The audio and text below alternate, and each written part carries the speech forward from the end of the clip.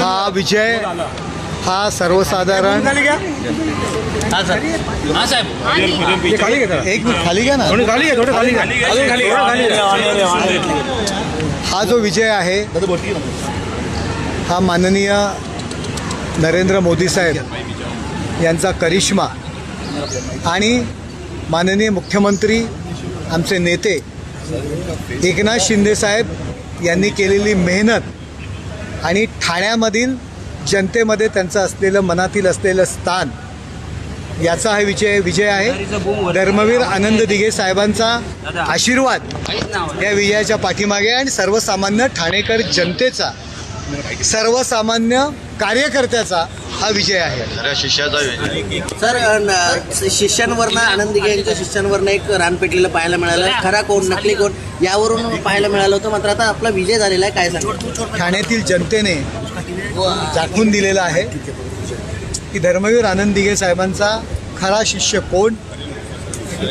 माननीय मुख्यमंत्री एकनाथ शिंदे साहेब यांनी दिघे साहेबांची परंपरा ही कायम ठेवली, सर्वसाधारण कार्यकर्त्याच्या पाठीशी उभं राहिलं। नाहीतर कोण नरेश मस्के, एक सर्वसाधारण आनंदनगरमध्ये राहणारा नरेश मस्के आज 12 दिवसामध्ये एकनाथ शिंदे साहेबांनी त्याला खासदार बनवलेला आहे। त्यामुळे खरा शिष्य कोण आहे धर्मवीर आनंद दिघे साहेबांचा, की दिघे साहेब छोट्यातल्या छोट्याच्या माणसाला सुद्धा राजा बनवायचे, मोठा बनवायचे। तशाच पद्धतीने एकनाथ शिंदे साहेबांनी माझ्या पाठीशी हात ठेवून मला सर्वसाधारण एक नगरसेवक म्हणून काम करणाऱ्या कार्यकर्त्याला आज खासदार बनवलेला आहे। त्यामुळे ठाण्यातील जनतेने दाखवून दिलेले खरा शिष्य कोण। गद्दार वर्सेस निष्ठावंत अशी लढाई होती। गद्दार वर्सेस निष्ठावंत वारंवार बोललं तर काय वाटतं आता जनतेने खऱ्या अर्थाने कोणाला धडा दिला? माझे जे विरोधक आहेत हे कशामध्ये प्रसिद्ध आहेत हे तुम्हाला माहीत आहे। त्यामुळे गद्दारी कुणी केली? ज्यांनी दिघे साहेबांचे उत्सव आणि परंपरा ज्या आहेत स्वतःचं नाव होण्याकरता पर्यायी उत्सव सुरू केले। एकनाथ शिंदे साहेबांनी दिघे साहेबांचे उत्सव आणि दिघे साहेबांचे कार्यक्रम पुढे चालू ठेवले, तर यांनी स्वतःचं नावाकरता वेगळी चूल मांडली। ज्यांनी धर्मवीर आनंद दिघे साहेबांना कायम सातत्याने त्रास दिला त्यांच्या पाठीशी उभे राहिले। एकनाथ शिंदे साहेबांनी त्यांच्या विरुद्ध आवाज उठवला।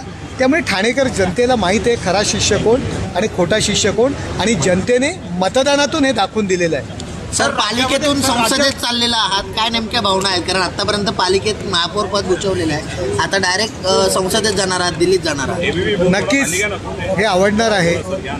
आपण एक मोठ्या कॅनव्हासवर, छोट्या कॅनव्हासवरून मोठ्या कॅनव्हासवरती चाललेलो आहे आणि एक ज्येष्ठ नागरिक कट्टा, आउटडोअर फिटनेस सेंटर या व्यतिरिक्त सुद्धा खासदाराची कामं असतात, हे ठाणे लोकसभामध्ये नक्कीच दाखवून दे। सर, राज्यामध्ये महायुती पिछाडीवर गेलेली दिसून येते आहे, मोठा फटका सुरू आहे तो शिंदे गटाला असेल, भाजपला सुद्धा बसलेला आहे। महायुती पिछाडीवरती गेली असं म्हणता येणार नाही। यावेळी या ज्या काही निवडणुका आहेत चुकीच्या पद्धतीने, चुकीचे गैरसमज पसरवून, अफवा पसरवून या ठिकाणी लढलेले आहेत। आत्ता यांना बरं वाटतं आहे, परंतु मुस्लिम समाज जो आहे याला बाजूला काढून जो शेड्यूल कास्ट समाज आहे, जो आत्तापर्यंत आम्ही एकत्र सर्वजण काम करत होतो, त्यांना संविधान बदलणार अशी भीती दाखवून, आणि सगळ्यात वाईट गोष्ट म्हणजे मुल्ला मौलवी आणि जे काही धर्मगुरू आहेत याला लाखो रुपये वाटून फतवे काढायला लावले आणि जो मुस्लिम समाज आहे याला बाजूला काढण्याचा प्रयत्न केला। परंतु निवडणुकीच्या दृष्टीने आपल्याला याचा फायदा झाला असेल, परंतु सामाजिक शांतता आणि सलोखा राखण्याच्या दृष्टीने ते चुकीचं काम केलेलं आहे। त्याही समाजाला कळेल की मतदानाकरता हे आपल्याला वापरत आहेत, आणि एकाच वेळी असा सर्व लोकांना एकत्र करून माननीय नरेंद्र मोदी साहेब यांच्या विरुद्ध एक जो चुकीच्या पद्धतीने प्रचाराची राळ उठवण्यात आली, त्यात हे लोक सक्सेस झालेले आहेत. सर, सामान्य कार्यकर्ता ते महापौर त्यात आता लोकसभेचा चेहरा असणार आहे तुम्ही, मात्र आता या ठिकाणी जिल्हा प्रमुखपदी नवीन चेहऱ्याची संधी मिळणार आहे, महापौर म्हणून नवीन चेहरा समोर येणार, कसं बघतात मी महापालिकेच्या? या ठिकाणी एक कार्यकर्ता म्हणून काम करतोय. या ठिकाणी पक्षाचा प्रवक्ता म्हणून काम केलेलं आहे, पक्ष संघटनेत काम केलेलं आहे. आणि हा जो माझा जो विजय आहे, या विजयामागे माननीय मुख्यमंत्री एकनाथ शिंदेसाहेब आहेत. त्याचबरोबर आमच्या वहिनी ज्या आहेत, लता वहिनी, स्वतःच्या मुलाच्या प्रचाराला सुद्धा गेल्या, परंतु सकाळी 7-7 वाजता त्या ठिकाणी माथाडी कामगारांच्या त्यांनी मिटिंग घेतल्या, शाखावाईज मिटिंग घेतल्या, कार्यकर्त्यांना भेटल्या, स्वतःच्या मुलाच्या प्रचाराला गेल्या नाहीत, परंतु माझ्या प्रचाराला फिरत होत्या. श्रीकांत शिंदेसाहेब असतील, ते स्वतःचा प्रचार सोडून माझं काम करत आहे. माननीय आमदार प्रताप सरनाईक साहेब असतील, त्यांनीसुद्धा प्रचंड असं काम ओवळा माजिवडा मतदारसंघातून केलं. गणेश नाईक साहेब असतील, विजय चौगुले आहेत, विजय नाटा आहेत, आमचे संजय वाघुले आहेत, त्यानंतर आमचे नरेंद्र मेहता आहेत, त्याचबरोबर संजय केळकर आहेत, मंदाताई म्हात्रे आहेत, गीता जैन आहेत, आमचे हेमंत पवार, आमचे पूर्वेश सरनाईक, आमचे राम रेपाळे, ही सर्व मंडळी आहेत, आमचे रवींद्र फाटक आहेत. आणि आमचा सर्वसाधारण कार्यकर्ता, विभाग प्रमुख, शाखा प्रमुख, आमचा गटप्रमुख स्वतः उभं आहे. अशा पद्धतीने भारतीय जनता पार्टी असेल, मनसे असतील, अविनाश जाधव, निरंजन डावखरे असतील, त्याचबरोबर अभिजित पानसे असतील, आनंद परांजपे असतील, ही सर्व मंडळी, सर्व पक्षीय पदाधिकारी रस्त्यावर उतरली होती. 12 दिवसाचा खासदार आहे मी. उमेदवारी डिक्लेअर झाली 1 तारखेला, 3 तारखेला फॉर्म भरला आणि 6 तारखेला प्रचार सुरू केला. आणि सगळ्या आधी जे 6-6 महिने, वर्षभर जे स्वतःला खासदार म्हणून घेत होते, त्यांच्या आधी सर्वांपर्यंत पोहोचलो. हे मला केवळ शक्य नव्हतं, माझ्या पाठीमागे ही सर्व आमचे नेते मंडळी आणि माझा कार्यकर्ता हा जो माझ्या पाठीशी होता, त्यामुळे मी लोकांपर्यंत पोहोचलेला आहे. आणि कायम कार्यकर्ता म्हणून राहण्याचाच प्रयत्न करीन, एवढं या ठिकाणी मी तुम्हाला सांगतो. शॉर्टमध्ये हिंदी.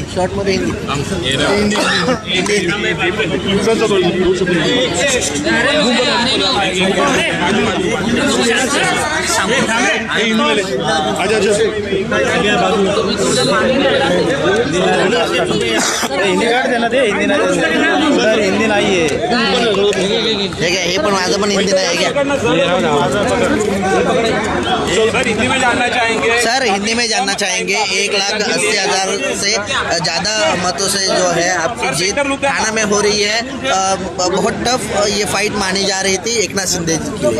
ये देखो, मोदी जी का करिश्मा और एकनाथ शिंदे साहब, उन्होंने जो मुझ पर विश्वास रखा था और उन्होंने जो कड़ी मेहनत की है मेरे को मैं जीतने के लिए, उनके साथ देवेंद्र फडणवीस साहब है, राज ठाकरे साहब है, रामदास जी आठवले साहब है, ये सब लोगों ने मुझे आशीर्वाद किया.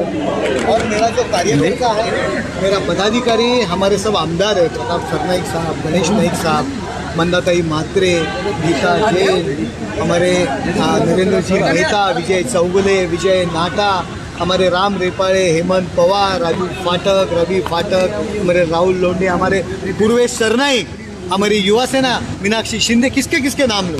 हर एक कार्यकर्ता ने मेरे को चुन के लाने के लिए कड़ी मेहनत की है और उसका नतीजा मैं भारी वोटों से अभी आगे हूँ और अभी तक काउंटिंग बाकी है. सर, एक तरह से देखा जाए तो जो पालिका है वो पालिका से आप सीधा दिल्ली तक जा रहे हैं, सांसद भवन जा रहे हैं. हाँ, फ्लाइट से जाएंगे, चल के तो नहीं जाएंगे ना, फ्लाइट से ही जाएंगे और जाएंगे.